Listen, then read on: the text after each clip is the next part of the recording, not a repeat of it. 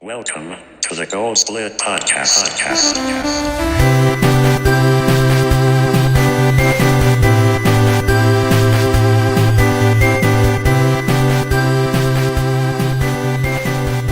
All right, and welcome back to the Gold Split Podcast. My name is CCNeverender. I'm here with my host, SquidBird. Hey, we got our guest today, Artemis. Welcome. Thank you. Welcome. The official Artemis64. The Very official. official. So what does the official mean? What is that name all about? So Artemis was just a name that I got a long time ago when I first joined the internet. And for whatever reason, I decided that I needed to be official. There And can't be any I other also ones. needed to have 64 at the end of my name because I liked the Nintendo 64. And that was about it. I just decided that I needed to be official. And speaking of No real N64, Artemis is a Yoshi story speedrunner, as Nice. well as We Play, Mario Galaxy, and occasionally Super Mario 64. Just occasionally, though. Not all the time. Yeah, it's very off and on. It kind of depends on how I feel. I got you. Yeah, All right. so you've been grinding Yoshi story recently, and at one point tied the world record, or the old world record, of Dan Salvato's Melon One Lap. So I wanted to ask you, when and why did you get the idea of running Yoshi story?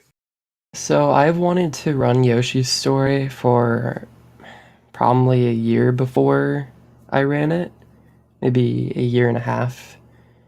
I originally saw one of the GDQ runs for it, and it kind of was cool. Just I guess the interest of the game started when I was young because I had it when I was younger. And then when I got more into speedrunning, I looked up runs of games I knew, and that's how I gained the initial interest. And then I just didn't run it because I was lazy. And then eventually I stopped being lazy and learned it. The crux of speedrunning. Yeah, you just have to learn the game to play it. Oh, yeah, it's true. But, so how long did you play the game, or how long did you start running before you got close to world record? Well, if we talk about like serious playing, like actually practicing stuff, then it was probably like a month. If we talk about like the first time where I ever started learning strats for it, I think I started back in December last year, but I only learned like the first level and then didn't Okay. continue off of that. But, like, from your first official run, it was, like, just about a month or so? Yes, it was about a month. Did you think that you would go for world record from the start, or was it something you just quickly picked up on, or? I did want to go for a world record from the start. I just didn't expect to tie it so quickly. Yeah, what do you think made you tie the old world record so soon after starting your grind? Like, Well, what would you first- attribute it to? The original world record sucking. It's just that simple. I mean, it's very clear that, like, because I'm still second right now, it's obvious that I'm still a top player of the game. It's not that just that the world record was bad because nobody else has been able to beat it or tie it except for me. I just grinded a lot of, because Yoshi's story has the level selection where you can easily restart levels. Not quite as easily as Mario 64, but kind of like that. And I just It's did kind of built into the game as well, where you can just Exactly. like go into practice mode and choose any level and reset however often you want.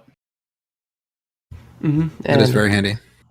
Yeah, and my goal was just to so I took his original world record and like figured out how long each segment was for each level, and then I wanted to get within 1 second of each one. And I think I did. Nice. How much better is the new world record now? Compared to the one I tied, I believe it's about, I think it's 44 seconds better. Oh, wow. Okay. Yeah, that's quite a lot of time.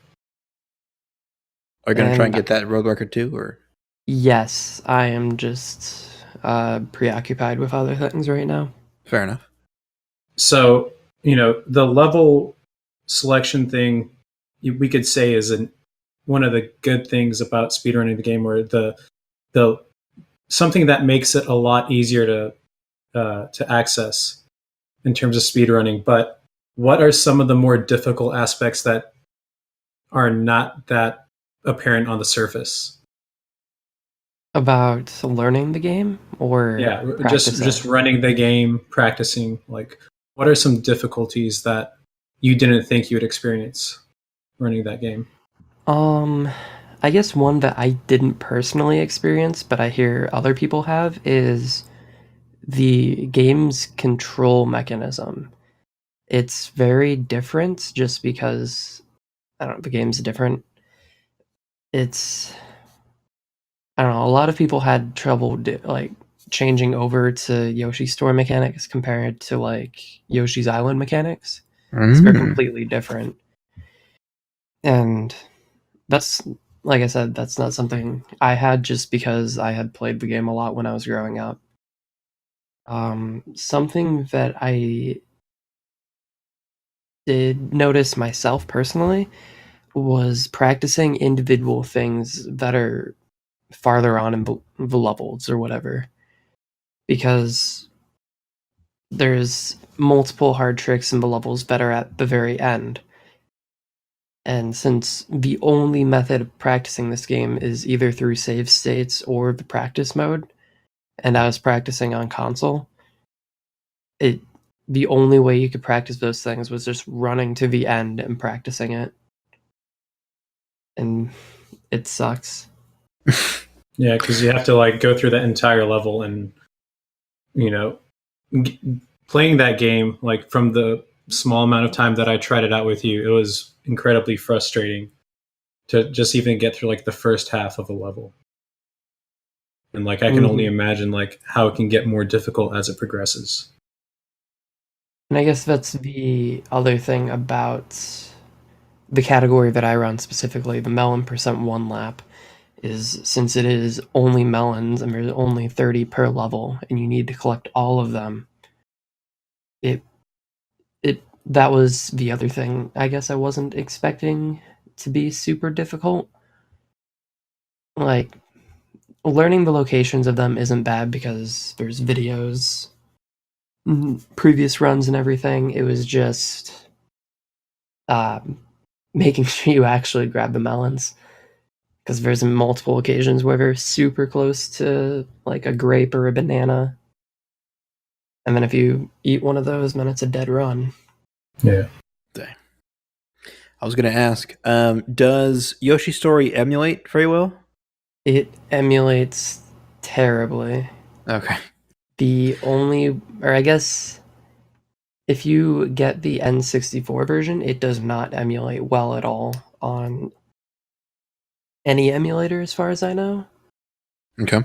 But if you use the VC version, then that actually emulates fine. Okay. Which is good for my purposes because I run on VC. Gotcha. I was going to say that you could practice with emulator. Yeah, but at the Save states time, would be I didn't do it. I gotcha. Okay. What was it like joining the community? Because isn't Yoshi Story a pretty small group? It's very, very small. I believe the Japanese end of it is bigger, but for the number I'm going to give you, I'm not going to include them just because of the difficulty of communicating with them. Right. So the English-speaking community, when I joined, it was probably 3 people. plus me. Jeez. Goodness. Now I think it's up to 7 or 8, plus the Japanese people. Gotcha. Do you feel like there's any growth, like in the community, like on the horizon? Do you see the game like gaining popularity, or do you think it's going to remain as like one of the obscure speedruns that you don't really see much of? I think it's going to grow, but it's still going to remain one of these hidden speedruns. And I guess hidden's not the right word either, because I mean, the only reason it's really gaining any traction right now is because of Dan Salvato, which is nice, I guess, because it's actually growing the community. But then it's nobody else is hearing about the game anyway, besides of him. So it will grow. It has grown because of that, but it's going to be very limited growth. Right. I was going to ask, do you prefer larger or smaller communities for speedrunning? I feel that they Overall, generally have a different like sense, you know what I mean? Like of community. yeah. And I guess I've had the two instances of smaller communities because of Yoshi's story and We Play, but We Play was even smaller. I like bigger communities because I don't like actually doing the work to figure out things. I'm lazy. That's fair. Like I don't mind doing it. Like sometimes I'm more inclined to just because I'm personally interested. But I like when the work's already done. And I guess if there's a bigger community, you can make your own smaller communities within that. Like for the other example, Mario 64, that's one of the biggest speed games out there. However, there's tons of smaller communities of some of the smaller runners and groups of friends that all got together because of it. So, right. Okay. Yeah, that's actually a very interesting point on the Mario 64 thing. It's like one big community, but you always see like certain people like hanging out in each other's streams.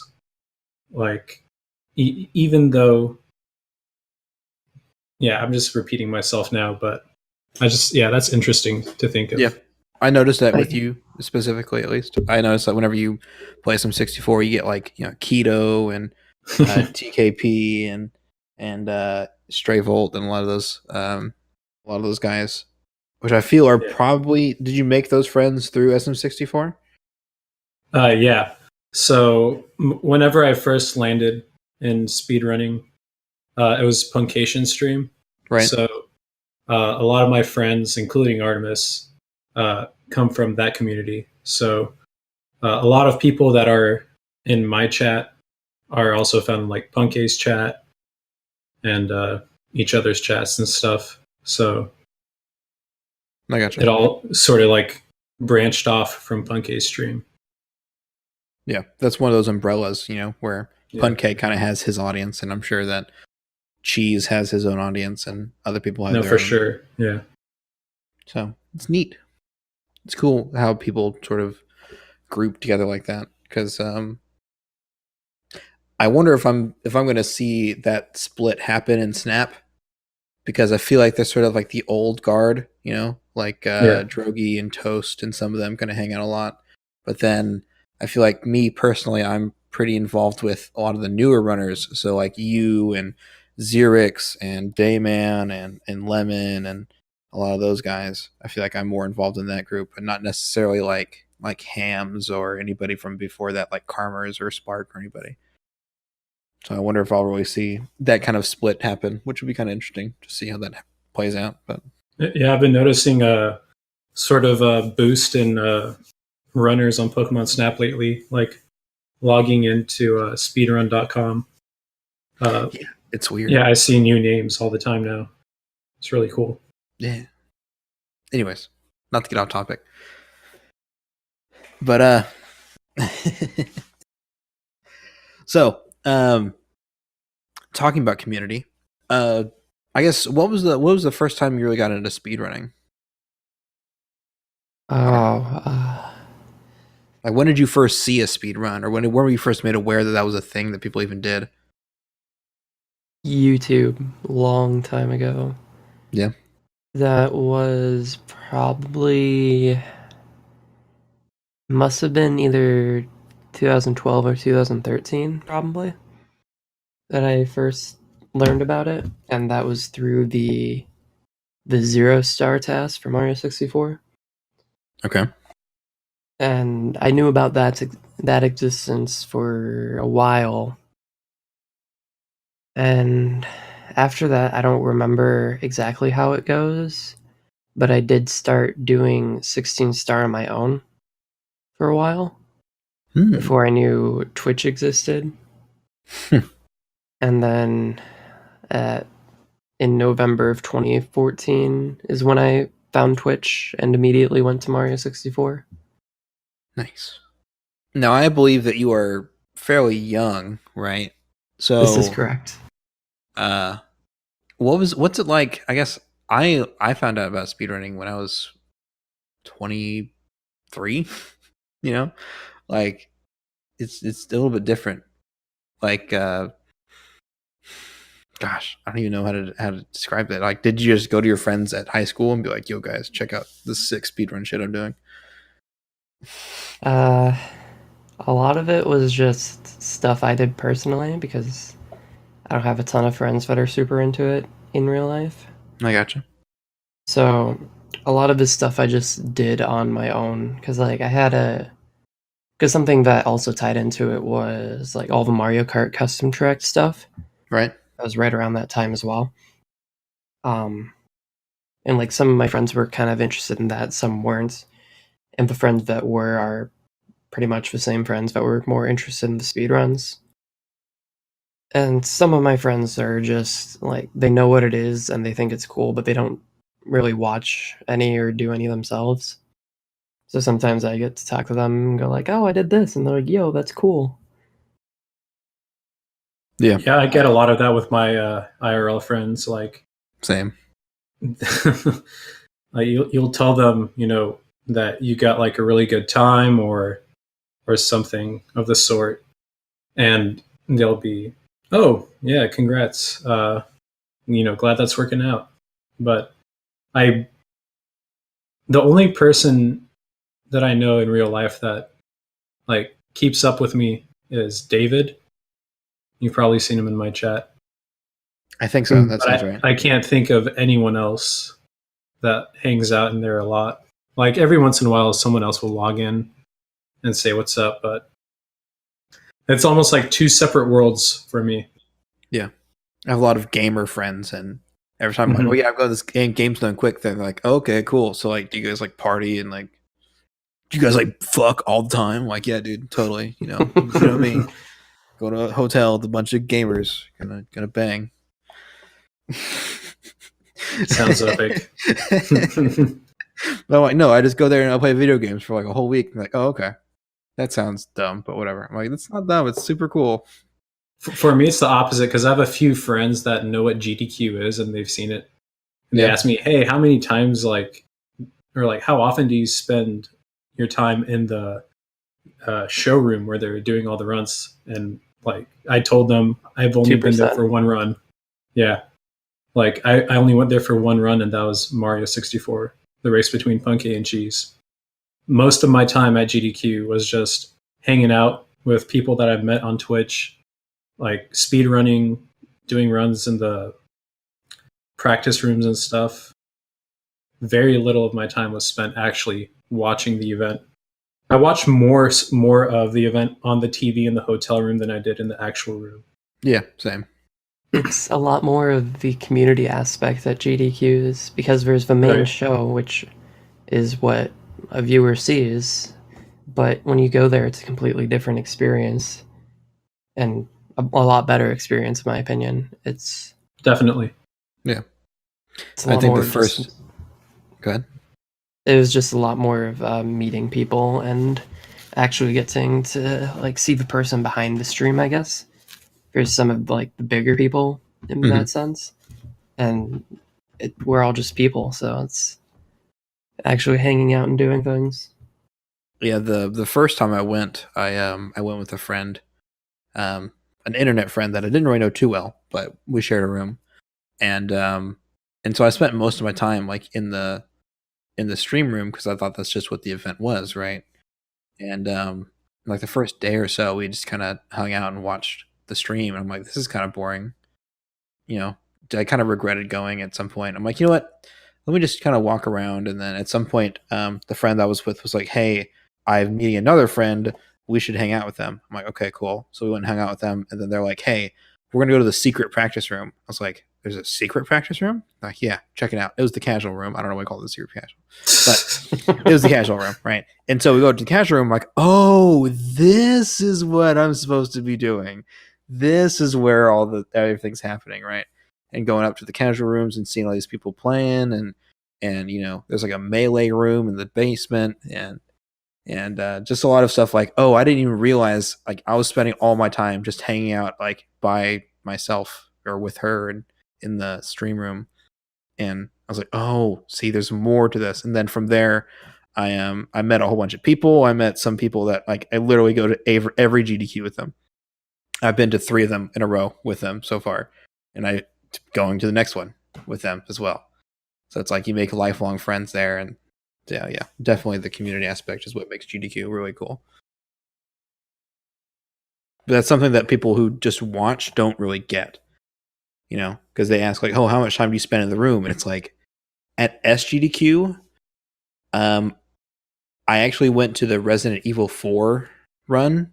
I was there for 5 minutes and I was immediately falling asleep. I'm like, I'm leaving. And then I didn't go back until the finale. And I was there for like when they hit the 2 million or whatever, and then cheered, and then I waited for the end of the marathon, and then clapped, and then left. So I literally spent like less than like 20 minutes in there. It's it's a lot more just like, if you're bored, go here, maybe check out what's on, and if not, go walk somewhere else and find what to do. Generally for me, it was like if I know somebody running, or if there's a game that I follow like really well, if that's in the marathon, then I'm going to watch it there. But otherwise, I'm really not. I'm just going to watch it from my room, or I'm just going to go somewhere else. That's pretty much exactly what I did. Except at the last event, I watched a few more runs, but that was at like 8 a.m. because I didn't want to go to bed. That's fair. So I want to kind of go back to your speedrunning. Obviously, we talked about your Yoshi story speedrunning, but you also run Mario Galaxy. And if I recall correctly, you're kind of... I'm retired. Retired on that now. So... Or for now, I guess. Yeah, for now. So what are some things about Mario Galaxy that you found frustrating, and what are some things that initially brought you into the game? So to go in the order of like timeline, I guess, what brought me into it was like around the time when I joined Twitch. I wanted to find more games that were cool to speedrun. So I went around to like the 4 Mario games, which were like, obviously it was 64, Sunshine, Galaxy 1, Galaxy 2, and Galaxy 1, or rather it was Galaxy 2 that I was watching, and it looked really fun. And then I kind of didn't touch it. And then I got back into watching it again, and it looked cool. And I was like, oh, I think I could do that. So that's how I started. And then what brought me to leave it, or just stop running it, I think a lot more of that was internal rather than the game itself. Because my mindset for the game got really, really bad. I was not able to continue anything because I thought that I lost too much time, which just led to me constantly resetting over pretty much nothing, it was a cycle that I never improved upon. But the game itself it's slow. There's a lot of cutscenes, but it's still enjoyable. And you got pretty decent at the game. Correct me if I'm wrong, but you got to top 5, right? Top 5 is where I stopped. I wanted to go for world record at that time, but I didn't, and that was it. Just because of the mindset stuff. I also improved pretty quickly in that game as well.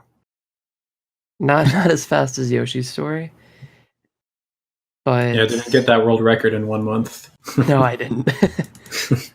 I think it took me, looking at speedrun.com, it took me 5 months to get top 10, and that was more impressive to me, I guess.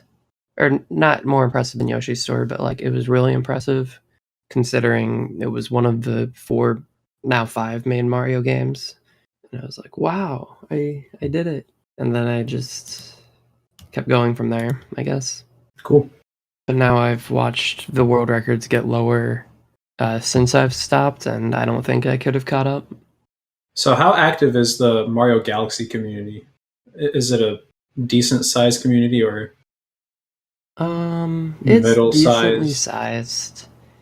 It's definitely bigger than Yoshi's Story by a good amount, but it's not super active all the time, which it's I don't know. It probably has, for Galaxy 1, it probably has maybe 10-ish active runners.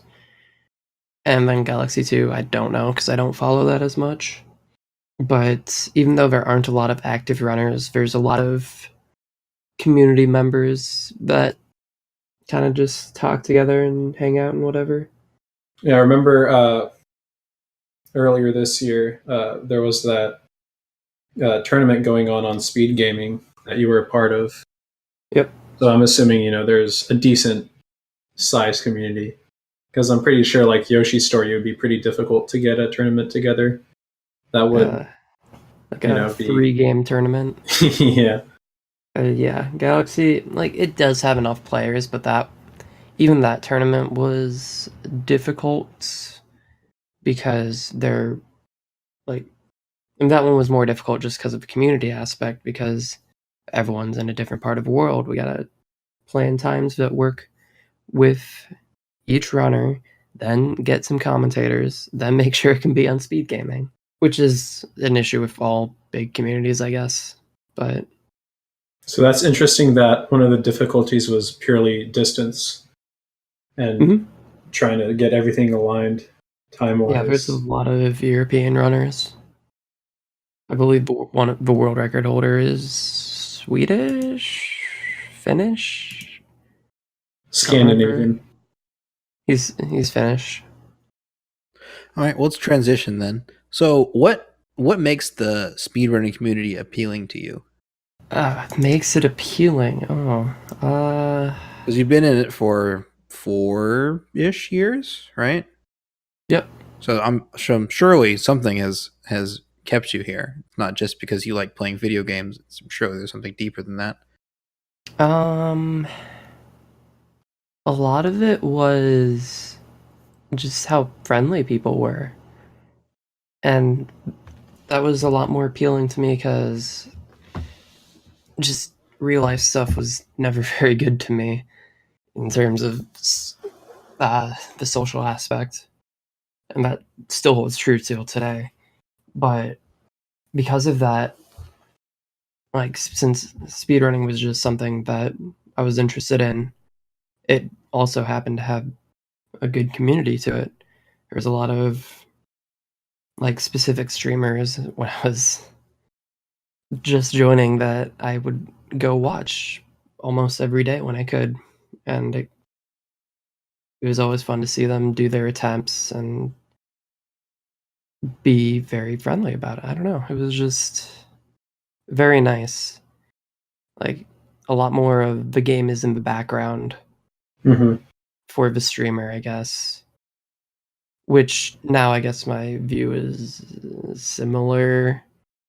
I like more of the optimizing of the game, but I still like having the person there, if that makes sense. Right.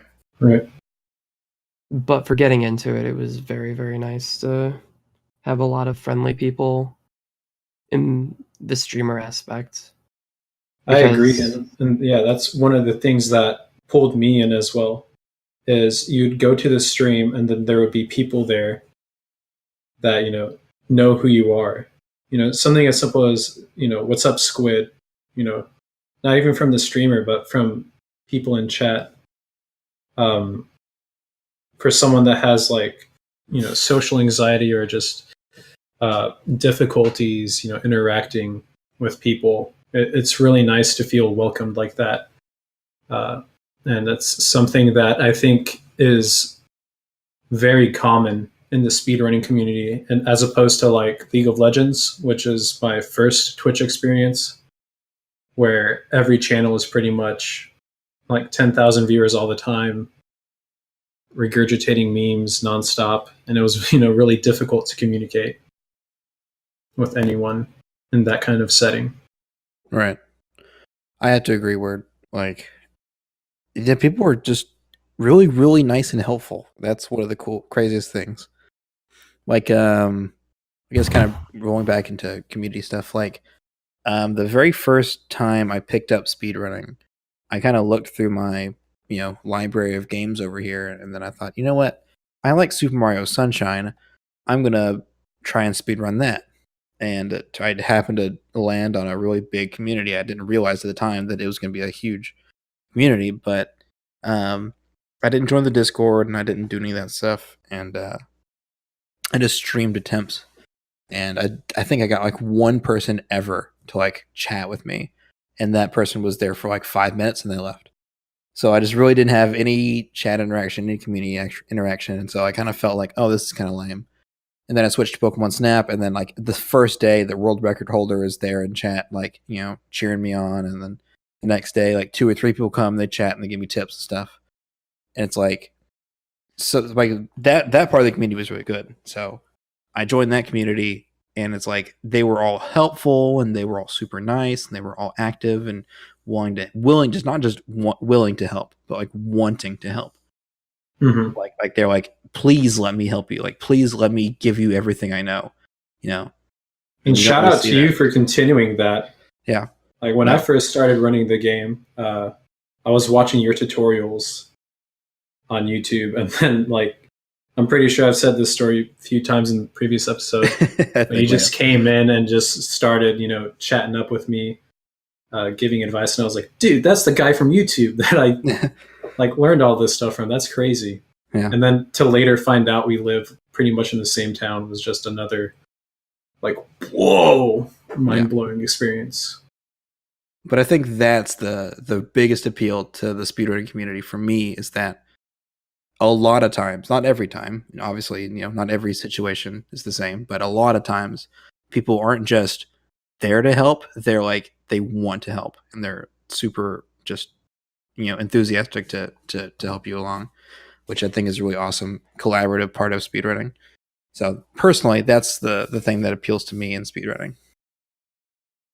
Now, would you say there are any negative sides to the community, or are the negatives like heavily outshined by the positives? Do you mean like in general? Yeah, just general. Because I'm finding it very difficult to make a blanket statement about, the speedrunning community. Like, or find something that, like a flaw that is persistent throughout. Like, there are always specific speedrunners that are very elitist about things. Like, you have to learn it this way because it is the best way. If you don't do it, you suck.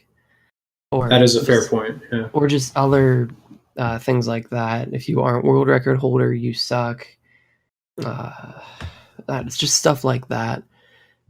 And I don't think every game has that.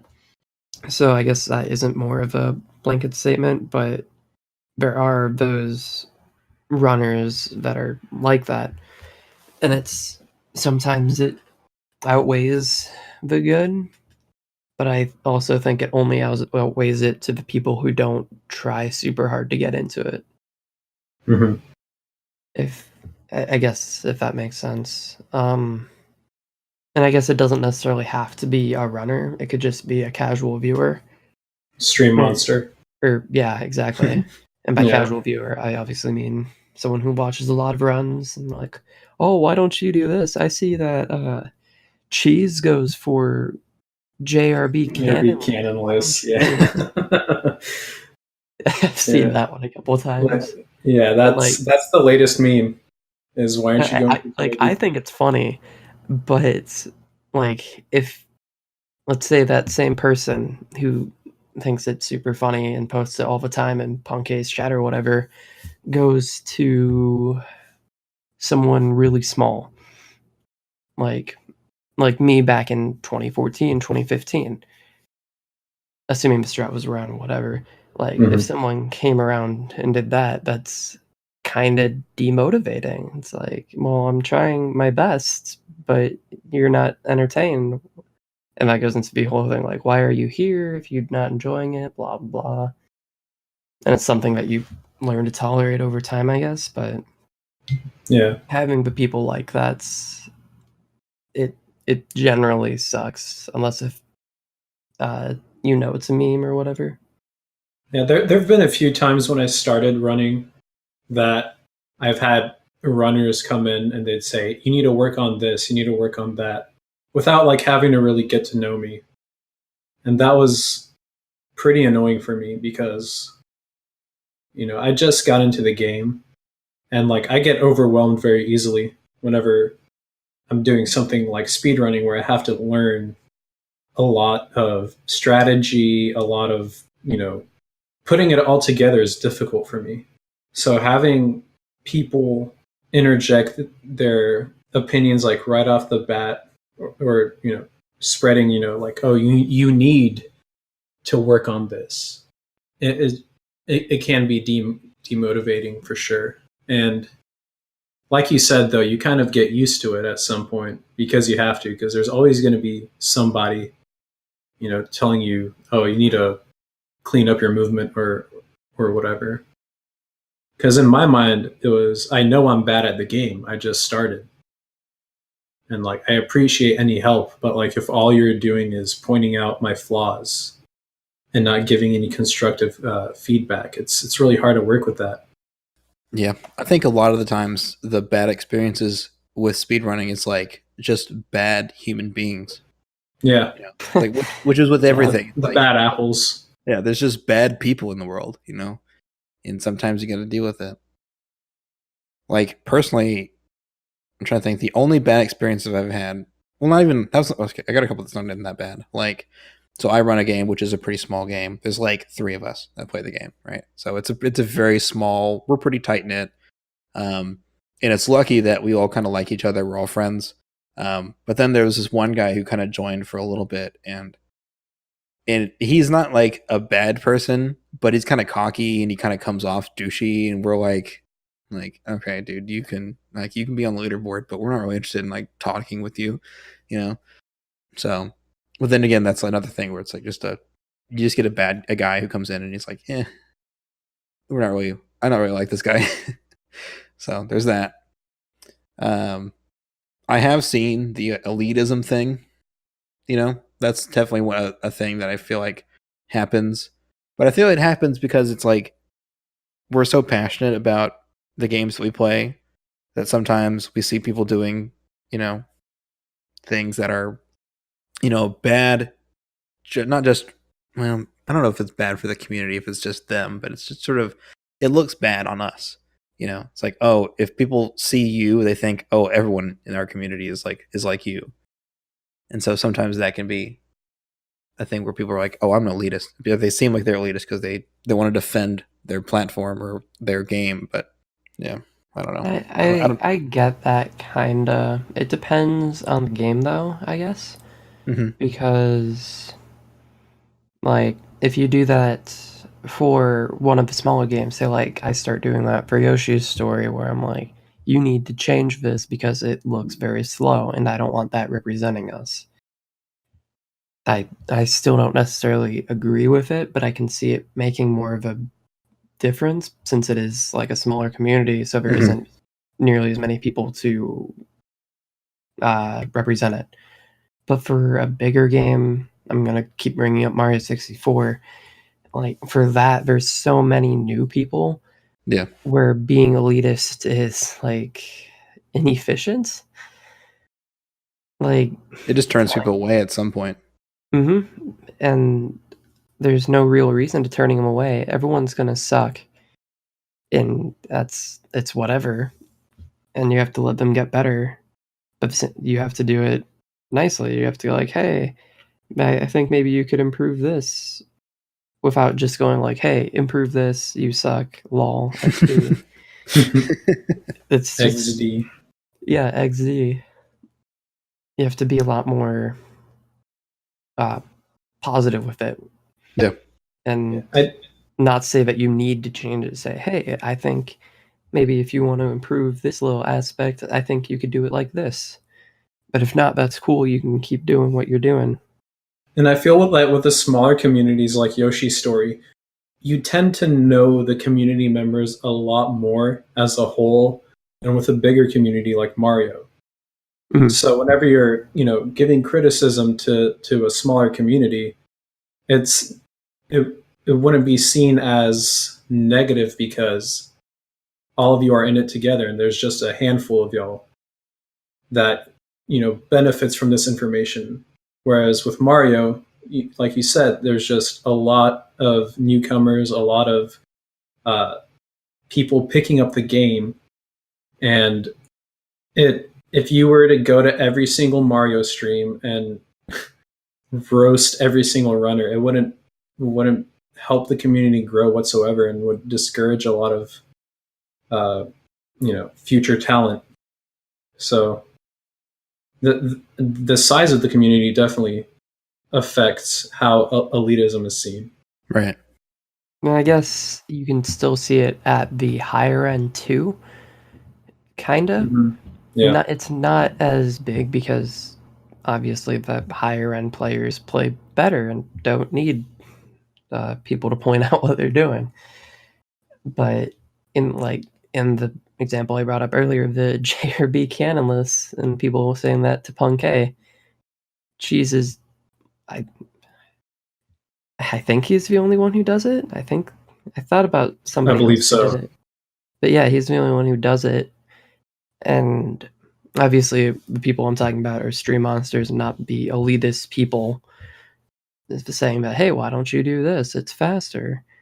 But let me think of a better example. Benny. Benny is a huge example of that. He's very, very good at the game. He's just not improving. Kinda. I don't know. That one's more I know what you mean.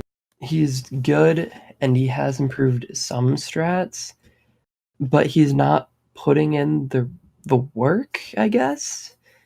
He's not going out of his way to learn new things, his chances, and improve. That being said, I fucking love Benny. Yeah, Benny is great. And I guess this is not supposed to be more like Benny is not improving, he sucks. It was supposed to be more of, there's definitely people out there that go like, he isn't learning this. Therefore he is bad. Yeah, therefore he is bad. And with that one, this example, it's more difficult too, because Benny obviously has his goal of getting a 47. Doing any of this would help him, and he's just not. Right. But ultimately, he does it how he wants. He's having fun doing it. So why stop him, I guess? That's the most important thing to realize. If you see someone having fun doing what they're doing, there's no reason to sort of just impede on that fun, and just let them be. If they have a history of not picking up strats, or sticking with what they are comfortable with, then just let them do their thing. Yeah. Sort of like a point that you had made earlier. It's like some people just do speedruns for fun, and they kind of just do it as like an activity, that they can kind of relate with people. Right. They're not necessarily going for world record. Like me personally, I don't think I'd ever go for Snap world record. I just like playing the game, and so sometimes I just play it and have it and just doing it You know what I mean? And I'm talking with the community and I'm having fun and I'm chatting, and it's just something going on in the background that I can like kind of half focus on and worry about it. You know, so sometimes it's like if you see people who are just having fun, it's like, yeah, just let them do it. Maybe they're not going for the best time, or maybe they're not even trying to PB. They're just playing it because they enjoyed the game. Right. Yeah. So I guess while we're on the topic of elitism and speedrunning, I want to bring up a particular member of the elite. Good segue. So our white goose recently got into a lot of hot water after leaked comments and stuff. And, you know, I don't want to go into detail about what was said. I just want to sort of bring up, you know, the effects of the community response in this situation, and just what can we learn from what has happened, and how should the community go forward. So, you know, without going into detail, he basically, you know, said some things that were bigoted, you know, and not okay. Not okay. Very, very divisive. Yeah. And publicly too, like in his public Discord. You know, I think it was a private Discord, but he was even in the elite Discord. Right. He had like his own tab that people could just mute if they didn't want to see it, but it was just him sort of being him. Mm-hmm. But yeah, so getting banned from GDQ. That's fair. That's fair. I agree. Mm-hmm. There's just too much controversy around it, and it doesn't seem like if they wouldn't have done that, it would bring into question like what do we speedrunners, what standards do we hold for our community? Right. You know, definitely we don't want someone like that to just spread hatred and be allowed to, you know, stick around without being, you know, brought up and there's a better word, and confronted. Yeah. With what they've been doing. My thoughts immediately are, well, speedrunning is sort of, we're all a bunch of like dorks, you know, a bunch of nerds playing our video games, playing like 15-year-old games religiously. And so I think a lot of us are sort of not part of the main crowd. You know, we're all kind of outcasts in a sense. And so I think one of the big draws for the speedrunning community is that we're nice people, we're inclusive. You know, so it's usually a pretty good spot for, even if you're, you know, like there's a lot of trans people and a lot of like gay and straight people. Like there's just it's a good mix of like a lot of people who maybe know who you are. You play the same game as me. You're cool. Yeah, exactly. Yeah. Where it's like I don't really care necessarily about you, your, you know, what some of the specifics about you as a person. I'm just glad that you're here to play this game with me, you know. Like that stuff doesn't matter to me. You know, we can look past that. Not that sounds wrong. But yeah, it's sort of like that stuff doesn't matter to me. You know, like I don't care that you're that way. It's like I want you to be here and I want you to hang out with us. So we're much more inclusive. We're not here to judge who you are. Yeah. We're just here to, you know, bring people together. Exactly. Judge your gameplay. Yeah. You know, we're just here to have fun with each other, and like you said, we're all kind of outcasts, and like I wouldn't consider 90% of speedrunners as just like mainstream people. Like we all have, like through my time in the community, I've met a lot of musicians and a lot of artists and stuff. So these aren't people that you would see a lot of in like the main media. You know, it's these are all people kind of like an alternative sort of outlet for people that's not available in the mainstream. Yeah.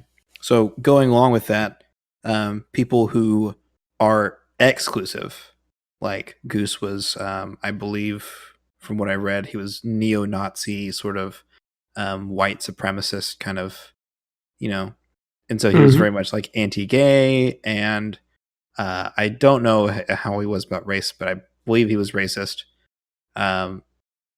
Stuff like that. 100%. Like when you see people like that, oh yeah, he was like super anti-Jewish too, or anti-Semitic.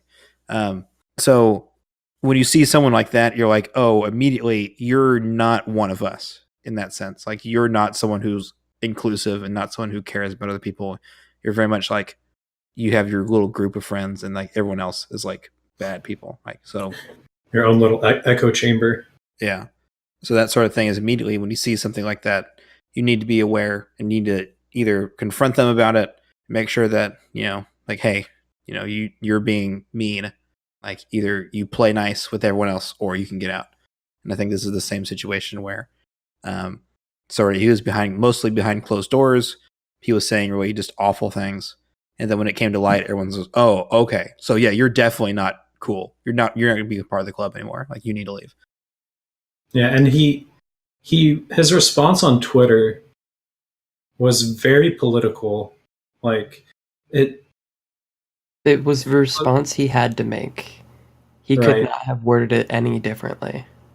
So, I guess to clarify for what my thoughts are on his response, it was the best response he could have made, but it's not good enough. Right? Yeah. Because it was very cookie cutter. Yeah, you can't come back from that situation in like day one, of being like found out that you've been saying these things. You can't say that, oh, my whole worldview has shifted. No. And some of these comments were made a week or a month prior. Yeah. Yep. To the leaks of what's been said. So it's, but that these also are views that do not reflect who I am today. It's like, okay, so as of like 30 hours ago, you changed, right? if only it was that easy to change your mind. Yeah. Just through the power of sheer will. And I don't believe that anymore. All right, cool. Move on. But that brings up a point. Is there any path to redemption here for our white goose, or for anyone that who's a big like when people think of speedrunning, a lot of people would think of our white goose. Mm-hmm. He does the videos on YouTube. What was it called? The Speed Lore, the fireside chats or whatever. Yeah, he was a part of the community, and with all these revelations, it's kind of like a slap in the face. Mm-hmm. But is there for both of y'all? Do you think there's some way? Do you think it's foreseeable that he can redeem himself, or do you think it's done? It's pretty rough. I have an answer. I don't think so, but it's based on his response. He's going to continue making his videos and everything, correct? It sounds like it, yeah.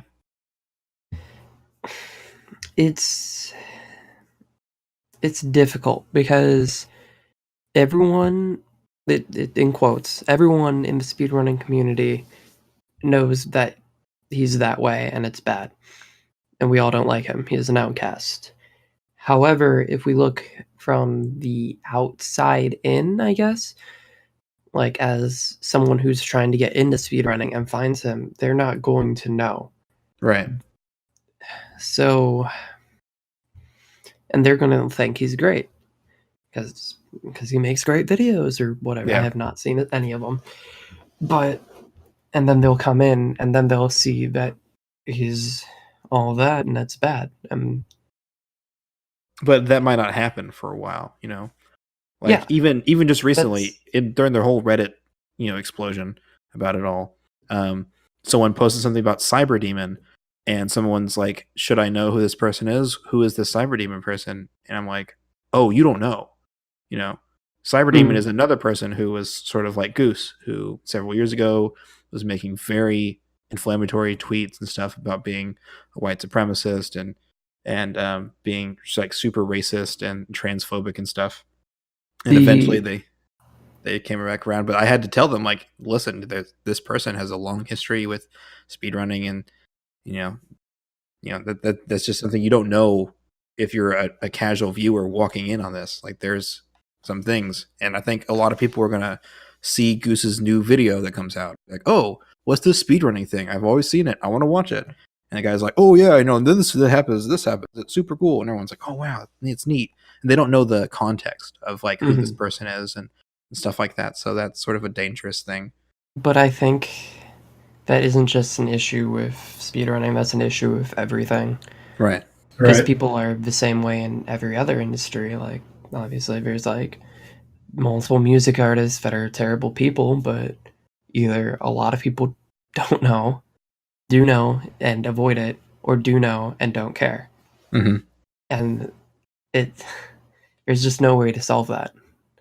Yeah, you can't have that person just like wearing a name tag that says, hey, I'm a supremacist, like all the time. Yeah. Like that's unfortunately not a possibility. So it's going to be the same way here. Goose will continue making his videos. People in the speedrunning community will either, like I said, know and don't care and watch it anyway, or know and avoid him. And the new people from outside will just watch his videos. I mean, and that's the thing, which is difficult in all realms of this. He's, again, I haven't watched his video. He is good at what he does. He makes apparently informative videos. There is nothing inherently wrong with that. It's just that he is a bad person, and we should stop supporting that. Yeah. Which it just is difficult overall, because he is good for community in that sense, only that sense, where he is potentially reaching a different audience to bring them in, but he's a bad person and therefore is bad in every other sense. Yeah. To bring it back to sort of the path of redemption thing, I don't know if there's really a like this. I've seen this. I follow a lot of comedy stuff, and so although I'm not like a big into comedian stuff, I do follow along with the scene a bit. And so I don't know if you guys know about Louis C.K., where he was a big name, big comedian. He was about to release a movie, and then all of a sudden it came out like, oh hey, he jerks off in front of women. It's like, oh, okay. And there's like several people have come out saying like, yeah, by the way, he asked me to come to his hotel room, and then he took his pants off and asked if he could jerk off in front of me. It's like, okay, that's really weird. And so he made all these apologies, and he was like, these are all factually true. This did happen. That was several years ago. It was like 10 plus years ago when it happened. But he came out and talked about it, and he was, he didn't try to hide it, and but he kind of went away for a while. I think a lot of people were like, oh, this is another Me Too thing, and he shouldn't come back.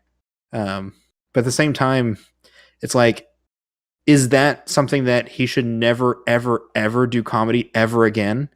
Or is that something like, you know what, you need to take a little break. You need to take some time off. You need to reflect. You need to do some work in the community. You need to redeem yourself in everyone's eyes.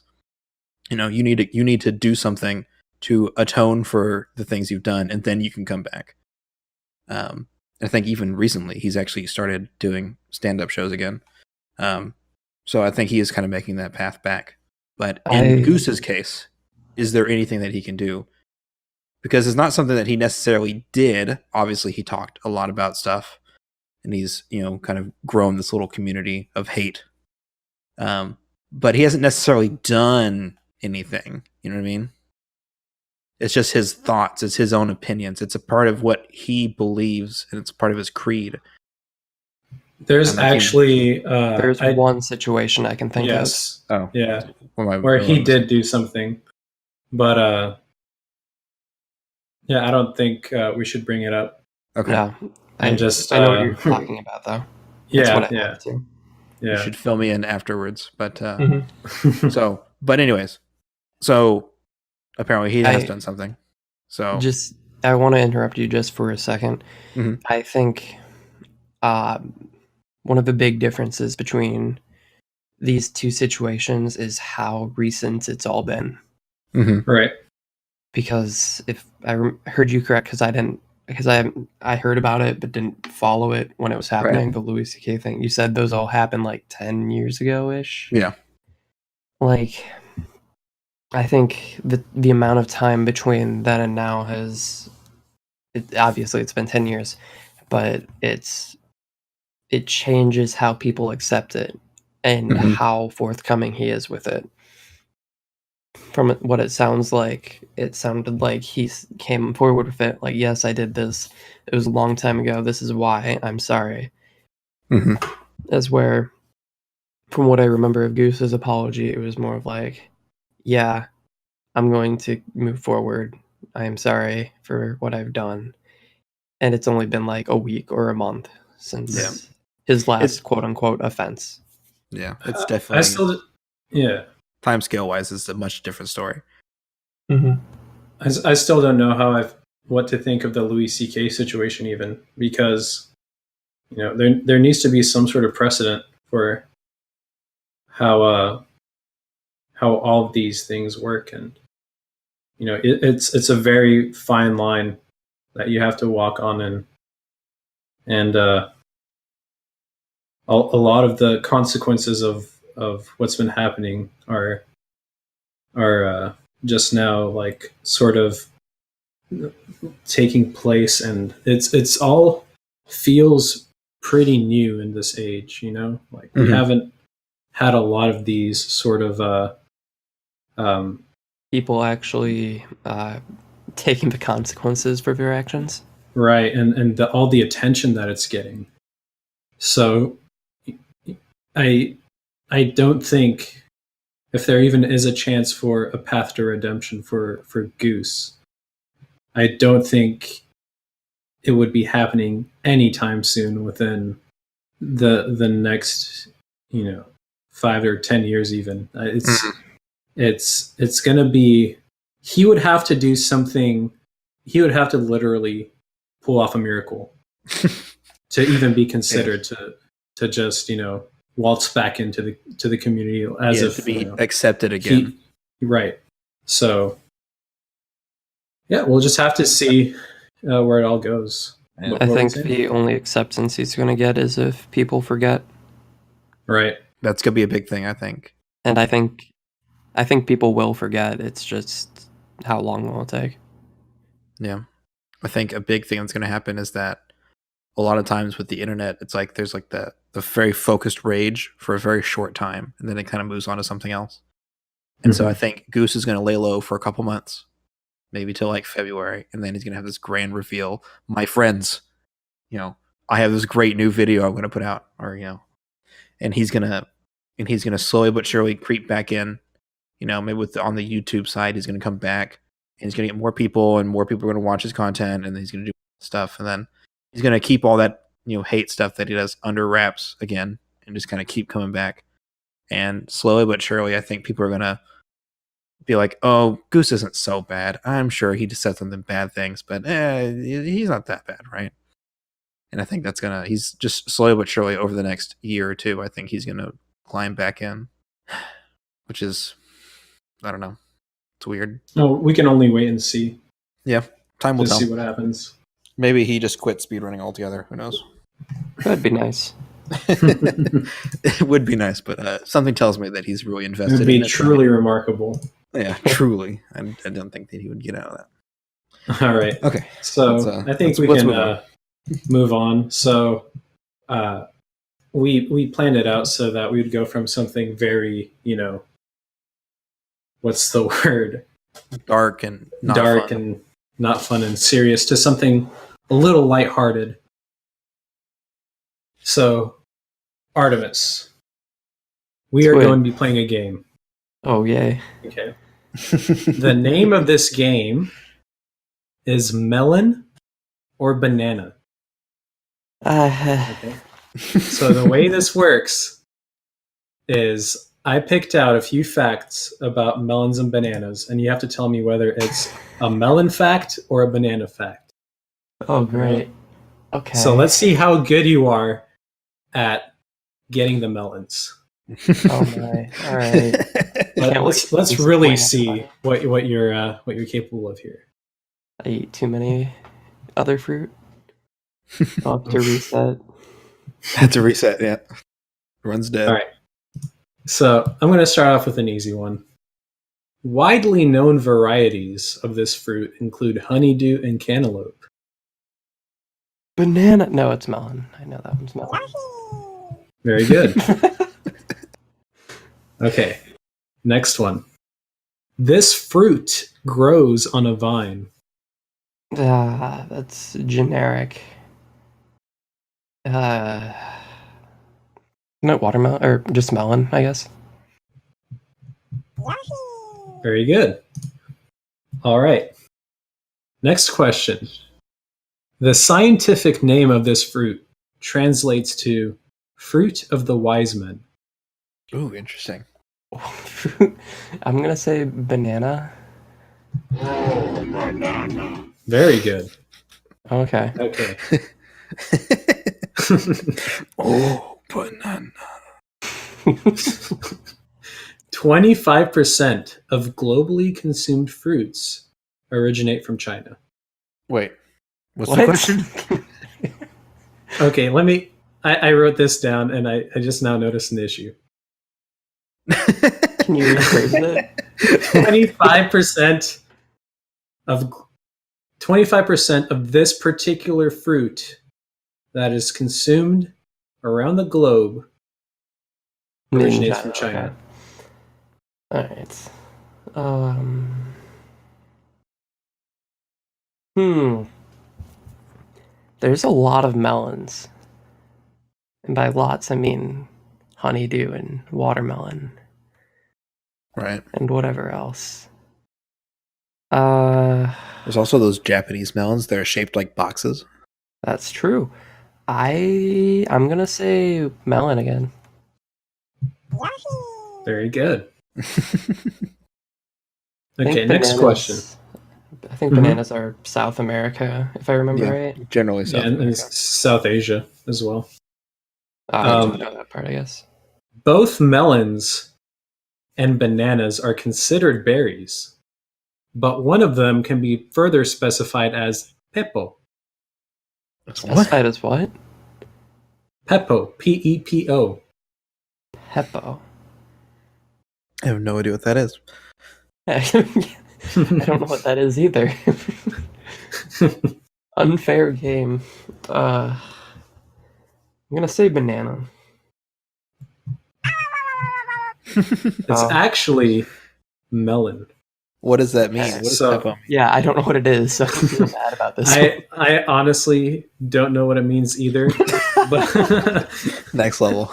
but I do know that that prefix is in the Spanish word for cucumber, I think. So, and I know that cucumbers are pretty related to melons. Okay. The same. Peppo. Any fleshy, watery fruit of the melon or cucumber type with numerous seeds and a firm rind. There we go. Oh. CC Well. with the backup. Well, if the only I Google. knew what that was, then I would have known. I have never heard of that term before, but okay. It's a noun. So if something is a Peppo, then that is it Peppo or Peepo? I wonder. Hang on. It's Peepo, yeah. Peepo comfy. All right. Next question. This fruit is the fourth most consumed plant in the world. Fourth? Yes. Plant, by the way. Fourth most consumed plant. Either of those seem really high. I'm gonna say banana again. Very good. Yeah, so from what I remember seeing, where I got these facts from, the top three included rice, wheat, and I forgot the other one. But Rice and wheat for sure. Sugar? Is sugar considered? there's multiple ways you could get sugar from different plants.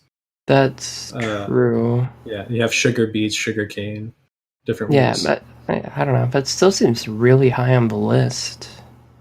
Yeah, so I used to work at a grocery store, and bananas were by far the most. Yeah, like literally Soul everyone buys food. bananas.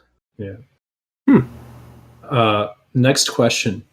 Fibers isolated from this fruit can be used in the manufacture of fabrics and paper. Banana. Very nice. All right. Last one. Huh, banana This is paper. the hardest question on here. Let's see how you do with this one. This type of fruit awards the most points in Yoshi Story. Grape. No, it's melon. Very nice. All right. Well I only done. got one wrong, Well and done. it was only because I Yeah. didn't know what it was. Was it 9 out of 10 or something? There was 8 questions. 8 so questions. 7 out of 8. 7 out of 8. Yeah. Well done. Very Nice. nice.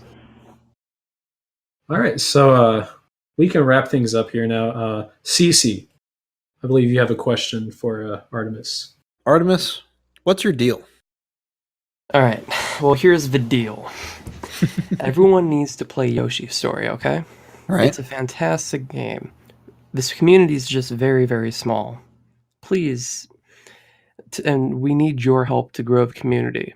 So we need your credit card number, the 3 numbers on the back, and the expiration date. But you gotta be quick.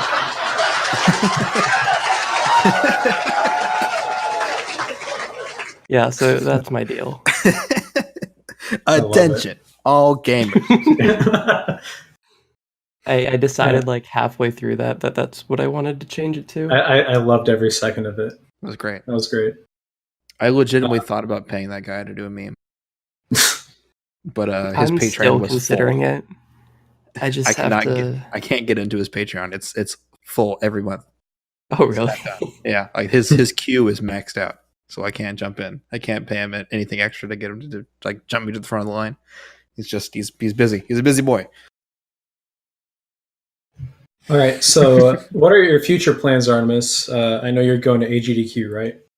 Yes. So, yeah. So my entire month of January is really busy. Lots of vacations, including GDQ. After I get back from everything, it's going to be a lot more IRL stuff I'm focusing on, but I'll obviously still be around. In terms of speed gaming, it's probably going to be a mix of Yoshi's Story and Mario 64, probably. I want to go back for world record again in Yoshi's Story. It's going to be a lot harder this time, but I can still do it, I'm sure. We'll do it in a month. I believe it. In a month, I wish. I mean, it only took Dan like 2 days of runs to get sub 20, so I'm sure I can do it again. The grind will be real. Indeed. Dokies will be free. Do you have any shout outs or plugs? Shout outs. Plug your Twitch, your Twitter. Yeah, shout out to me, obviously. I'm Right. here right now talking to you. Cool guy. Yeah, so twitch.tv/OfficialArtemis64. I don't stream a ton currently, and I don't know how much that would change, but I am around in some chat rooms. If you see me, feel free to say hi. Or on Twitter. I don't actually know what my Twitter handle is. Let me go check. My Twitter handle is AuroraRose6425, which does not sound related to me at all, but trust me, it's me. Follow me there. I don't tweet that often either. I don't really do a lot on my own stuff. Yeah. Do those things, and then you'll be cool. And then you can yell at me to do things. Hell yeah. I don't think I have any other shout-outs. Sounds good. So, me and Cece have some news.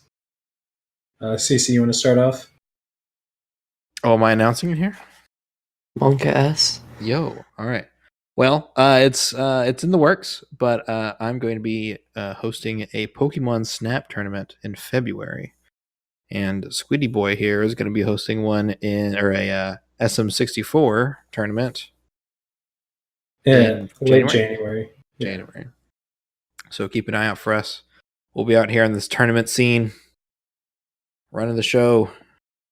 But more details will come out later. I need to make like an official announcement post and stuff like that. But it's in the works. Yeah, and the tournament I'll be running is 16-star, no LBLJ. By the time you hear this, signups will probably already like underway, if not coming soon. But follow me on Twitter at YouGotMad. And as always, you can check out my Twitch at twitch.tv/squid_bird. Trying to get rid of that underscore still. And you can check out my SoundCloud, SquidBird, one word. And it might be the last thing you ever heard. CC. You can check me out on CCNeverender on Twitch or YouTube, or check out my speedrunning history YouTube channel called Speed Docs. Gonna be doing a lot of big things going on with that. So next episode will be Donkey Kong Country. Yeah. Actually, if I can interrupt again. Sure. What's up? More shout outs, but now I'm thinking about it. I should shout out the entire Yoshi story community. Obviously, there's all the other communities that helped me grow to be who I am now and whatever. But the Yoshi story community, like I did say in my What's My Deal, Yoshi story is really small. However, everyone there is fantastic. Well, I mean, everyone there is small too, except for Dan, because Dan is Dan. But the god. Yeah, he's a god. But everyone there is great, and it's a very welcoming community. So shout outs to everybody there. Hell yeah. Real quick before we close out. Like Dan Salvato shows up like everywhere that I like have interest in. I first saw that he was a speedrunner. I'm like, that's dope. And then like he's like a melee modder. He made 20xx or whatever. And I'm like, oh, that's super dope. And then like every time I hear about Dan Salvato, I'm like, this guy's amazing. I have a short list that I can remember of things he's done. So obviously his big one right now is Doki Doki Literature Club. Mm-hmm. He's very good at Yoshi's story and has world record in every category except for one. And that one category nobody runs. He did Franker Faces. Yep, that too. Yep, Franker Faces. Yep, he did Sunshine Practice Codes, the original iteration of them. Mm-hmm. He did 20xx. I think specifically the tournament edition, the one that was. I know the tournament edition. I don't know if he had any help in the other ones, but yeah. And then he's just very good at rhythm games. That too. Oh, and obviously Melee. He was a really good Link main, I believe. Mm-hmm. I think he went under a tag called Internet Explorer. Yep, I think he wants to come back too. Hell yeah! For Ultimate. All right. Okay. Well, enough sucking down. Yeah, you're welcome, Dan. I love that guy. But anyways, moving forward. But I think that's it for us. So Artemis, thanks for coming on. I appreciate you. Yeah, thank you for having me. Yeah. Alrighty. And that's it, folks. Gold Split Podcast. All right.